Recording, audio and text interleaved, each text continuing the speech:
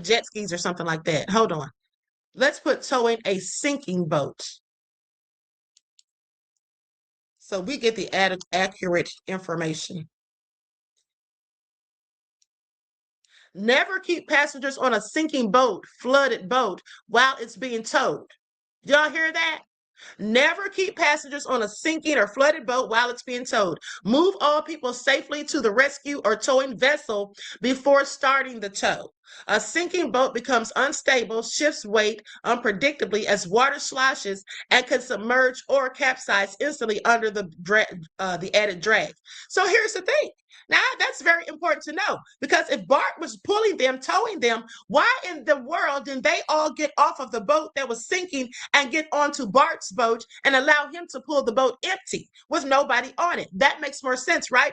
Also, by shifting their weight off of the boat and onto Bart's boat, then that boat would be easier to pull and less dangerous because nobody's on there. You don't have to worry about someone getting thrown off or falling or getting injured or hurt. Okay? You don't have to worry about any of that. So please pay attention. Remove all passengers. Transfer every person to the towing boat or a safe platform first. Never tow a compromised vessel with people still on board.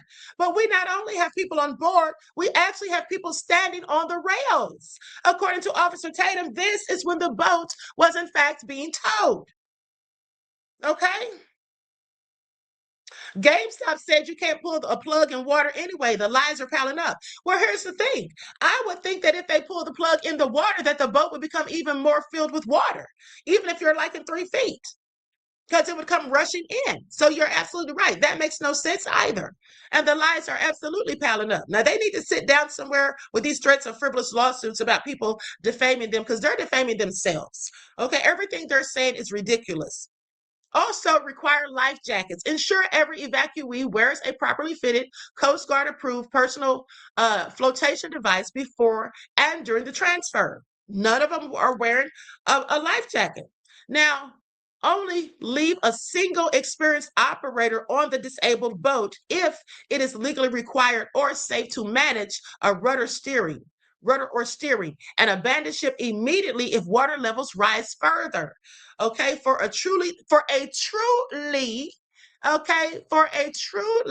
sinking boat, leave it completely unmanned.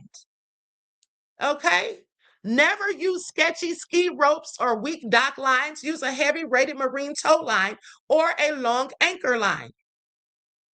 Attach the tow line to a dual cleat stern bridle on the towing boat to split the road and maintain steering control.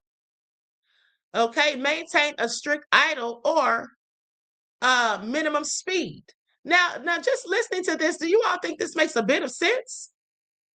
Okay, do you all think that makes a bit of sense? Why in the world would they be standing on the side, on the rail of it at all? It's like they're just nonchalantly just, having a good old time.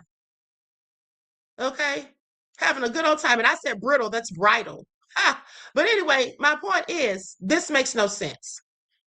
Okay, it makes absolutely no sense at all.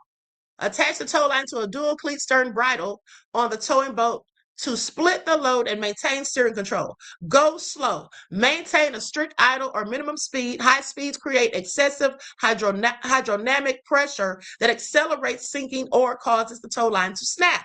And like I said, at one point they were going like 2.5 miles or something like that. And then at one point they were going like 42, I think, if I'm not mistaken. It was pretty fast. Okay, so you're doing, and they said, remember, because didn't they say that was being done supposedly to make the water to get the water out of the boat? But you mean tell me you're going at accelerated speeds, and then not only that, even if you're going slow, you still would, even if you're going 5 miles an hour, why would you have people standing on the edge like that? You wouldn't. Okay, you would. This is further proof of the lies. Okay, this is further proof of the lies. Now, mind you, Officer Tatum is the one who said that is when the boat was being towed. That goes to show how stupid and obtuse he is. Well, stupid and obtuse are the same thing, but that just goes to show how obtuse he is. Please pay attention. I mean, I really have several questions at this point. Okay, I really have several questions at this point. Now, also, I think this is important to note as well. You all know that Governor Tate Reeves is friends with Bart's father.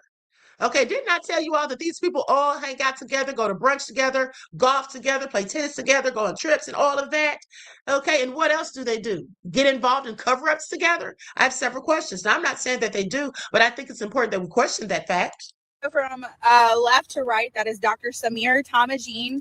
He is a doctor who specializes in giving out pain meds. So we're going to go ahead and call him your legal drug dealer. Then you have Fart's dad, Bart. Then next you have Governor Tater Tot Reeves. And then right next to him are two women that I have not quite figured out yet, but it's not going to take me long, I promise you. Anyway, I love y'all. And I don't have my Crocs on today, but I do have these really cool Hey Dudes on.